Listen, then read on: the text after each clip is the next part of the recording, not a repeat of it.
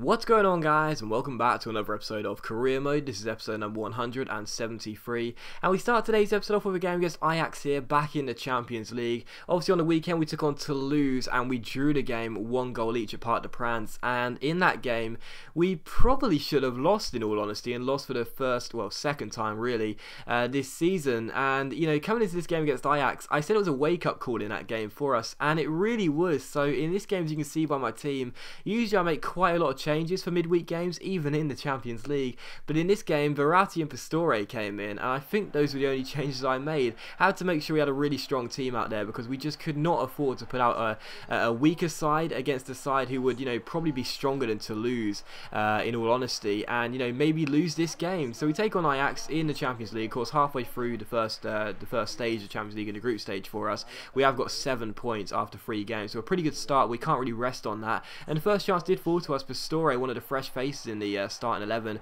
going very close there, but his shot was well saved with the goalkeeper. And in the 15th minute there, a very good chance for us again, as Toven comes forward and his shot goes wide after a very nice couple of skill moves, but the attempt on goal was very, very poor. So still goals in this game. We just passed half an hour mark. Remy Cabella's on the ball for us down the left hand side as he takes on Van Rijn, keeps on going here with a nice little fake shot, then beats him with a quick little step over, gets past his man, gets himself inside with a roulette and shoots, but as you'll see, it does go wide the post via a deflection. So still Paris Saint-Germain 0, Ajax 0, and we were getting into the box on a couple of occasions, but the final shots we were taking weren't really the most convincing, and as Pastore strikes from range there, it does go wide and behind for a goal kick. So we need to shoot a lot better if we were going to score a goal in this game, because it's, you know, it's always nice, you know, having a lot of shots on target and just shots in general in the match stats as you look at the game afterwards, but you need to actually have good attempts, you know, not just half attempts really, and that's really what it was. But we did go close in the 45th minute. Remy Cabella hitting the bar after the goalkeeper making a save, and a bit of an unorthodox save from the goalkeeper there.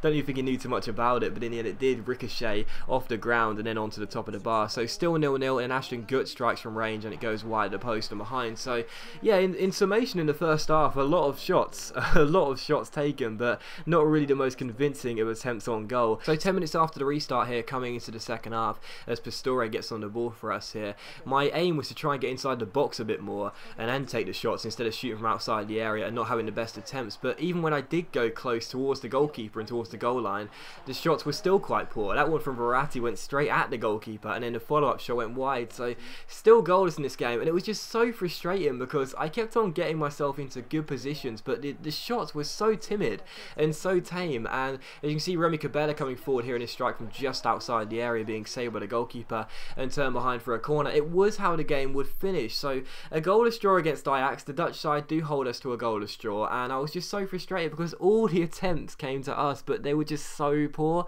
And it's like, you know, it's really frustrating for me because it's like, you know, I know that the attempts we were having were poor, but I still expected the team, the players we had out there with the finishing stats that some of those players have, to be putting the ball in the back of the net on some of those occasions, or at least causing the goalkeeper more grief than they did. Most shots, if they weren't off target, were pretty much straight at the goalkeeper, but it's my fault, obviously, don't get me wrong, but it's just, you know, when you're playing with high rated players, you expect a little bit better, even when you're not playing perfectly in terms of the power you're putting on the shots and the accuracy as well. But it's still my fault regardless for just terrible finishing really, and terrible composure. But still, we take on Nancy for the second of 3 games in today's episode, back in Ligue 1, and really after being held to a goalless draw in that game against Ajax, well, quite frankly, we had to get ourselves back to winning ways after 2 games without a win. And the first chance fell in the 22nd minute as Gonzalo Higuain picks the ball up here, and it's a bit of a scramble, and Nancy failed to get it away clearly. It falls to Kevin Savanier, and his shot ripples the side of the net and goes behind for a goal kick. So Savanier going close pretty early on, but still 0-0. And in the 38th minute here, he's a win the ball back. David Luiz finds Mbayang down the right hand side. Good chance for us here as he cuts inside and plays a free ball towards Keita, and Keita picks the ball up here in the centre of the park, looking for a runner, picks out Kurzawa down the left hand side, gets past the defender with a fake shot, then cuts back onto his weaker right foot, and as Kurzawa rises the slide challenge, he smashes it towards the bottom corner and picks it out as well, and the left back gets his first goal in a Paris Saint-Germain shirt there and makes it 1-0 to PSG. So Layvin Kurzawa's first goal for the club, and it was actually kind of funny because Kevin Savanier almost got in the way. He ran inside and like pretty much straight in front of Kurzawa,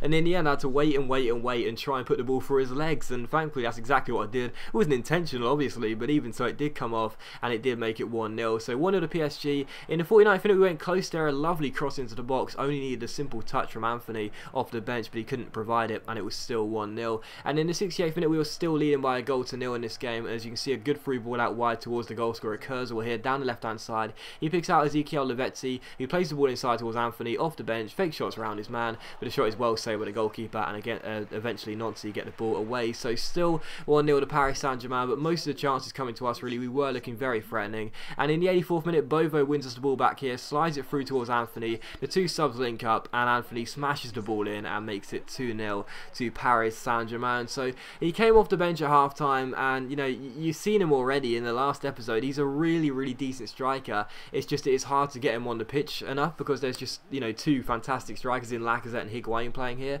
both 87 rated. But that's a really nice finish, and that's his first goal in Ligue 1 for us this year, and he's looking like a great signing already. Even if he is a reserve striker slash bench striker for most of the games, he's still looking very good. So 2-0 to Paris Saint-Germain, and the final chance fell in the 88th minute, but the goalkeeper made a pretty decent save at his near post, and eventually Nancy got the ball away. But actually the final chance would fall here in the 90th minute, sorry, as Nancy give the ball away stupidly, and Keita collects the ball for us, gives it inside towards Anthony, turns his man, but the shot goes wide and behind for a goal kick. So that was the final chance, and it did finish as a 2-0 victory to PSG. So back to winning ways, 2 draws in a row, now back to winning ways, and that's exactly what we needed, because, you know, it's not really a slump to have 2 consecutive draws, but with this team, with the way we started the season, you would have expected us to beat both Roma and Toulouse, not Roma, Ajax and Toulouse at home in those 2 draws, to be honest. They're not bad sides at all, but our side is very decent, and the start we made has been incredible. So we really did need to return to winning ways as soon as possible. So to get a good 2-0 win in that game,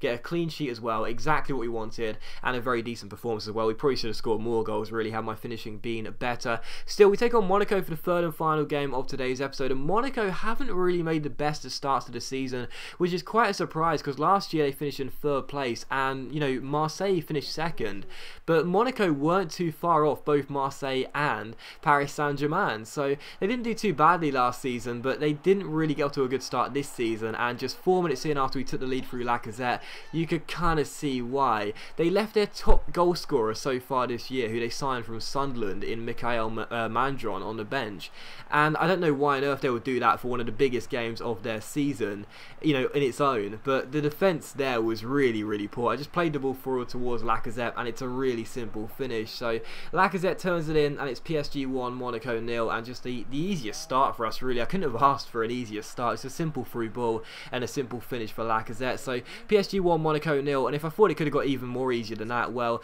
just a couple minutes after from the kickoff, they go down the left-hand side and win themselves a throw-in. But from the throw-in, as you can see, they give the ball away here with Hazard making the interception. He goes down the left-hand side, and no one is going to catch the Belgian. I don't know what the centre-back does there as he goes left then right, gets pulled out of position. Hazard then step-overs around him and finesses the ball into the corner, and it's 2-0. So 8 in-game minutes, PSG 2, Monaco 0, and yes, we're at home. Yes, we haven't lost in the league this year, but I still expected a much more difficult start than this. This was really poor defending from Monaco for both goals. Hazard making it 2-0 to PSG, and the game, it didn't look as good as done in the first 8 minutes, but you could already see that this could be a whitewash for Monaco if they didn't step it up. So directly from kickoff, were they going to give the ball away again and let us score a 3rd goal, or would they retain possession and do a lot better? Well, as Kondogbia slides the ball out, outside down the left hand side, it comes to Toulalan, then back to Kondogbia here, then down the left hand side it finds Toulalan, who takes on his man Thiago Silva, crosses the ball in, it's headed away but not really dealt with, and eventually Sally flicks it on and Seferovic slides it in. So PSG 2, Monaco 1, and directly from kickoff, Monaco get themselves back in the game and reduce the lead to just 1 goal. So PSG 2, Monaco 1, and again, really poor defending from me. I've said it a few times now. We had one fantastic season for defensive football with West Bromwich Albion a couple of years ago, but right now we are just all over the place pretty much defensively, and it's really my fault. I'm defending terribly, and that was really poor. So still 2-1 though, and Monaco back in the game. However, in the 17th minute, Zambanyang rises the slide challenge here, then takes it around Borja Lopez. It's just way too easy for us. The agile runs this season and this year for FIFA 15 are so overpowered, but at first I wondered how on earth Niang had scored that, because I ran through 1-on-1 with the goalkeeper, goalkeeper. I tried to fake shot, didn't press the buttons on time, and as the goalkeeper went to basically grab the ball in Niang's feet, he dropped it. He dropped the ball after the step over, and as you can see, it came straight back to him. I went to fake shot there, didn't time it properly, and the goalkeeper had the ball in his hands and dropped it right back at Niang's feet. Must have been a really slippery ball out there in the wet conditions, clearly, and Niang has a simple tap-in, open goal from 2 yards and makes it 3-1. So the game was as good as ours after that goal. They were defending terribly, and it summed it up here in the 34th minute, and by Niang winning a penalty for us here off of Borja Lopez, and he can't really complain either. So a great chance to make it 4-1 from the spot as Niang roulettes, puts the ball through the legs of the number 4, and it is a penalty to Paris Saint-Germain. He did actually get a deflection on the ball, so maybe it's a bit debatable, but I think it was probably because the momentum of Lopez took him into Niang. It was a bit of a slap in terms of you know, the two boys coming together, and that's why the referee gave it. So penalty to us. Hazard stands up and takes it. Can he score? Yes, he can. Goalkeeper stands down the middle, and Hazard makes it 4-1. So his second goal of the game for the Belgian, and it was just too routine. And for a side like Monaco, there aren't too many teams in this Ligue 1 who are probably going to be challenging us for our title this year. But Monaco are one team I'd expect to do that. With the team they have, which isn't bad, and the money they got as well, the resources they have, I'd expect them to be doing pretty well. But this game, they were shocking. And Mikhail Mandron did come off the bench and score 20 minutes before time to get his 8th goal this season so far. And for the life of me, I still can't understand why he was left on the bench for one of the most important games of their season. But in the end, it wouldn't matter for us because we did win the game by 4-2. The final chance fell here in the 82nd minute as Lacazette went down the right hand side. Eventually his crosses into the box, and Anthony's shot was saved by the goalkeeper. So final score 4-2, a pretty convincing win for us really over what I would consider to be a title rival come the start of the season. But to be honest with you, it just goes to show you that we've spent really well this season and Monaco clearly haven't. But as always guys, a big thank you for watching the video. Really hope you have enjoyed it. If you have enjoyed the episode, then please do leave a like as it is much appreciated and it really does help my channel out, and I'll see you for the next episode of Career Mode very soon.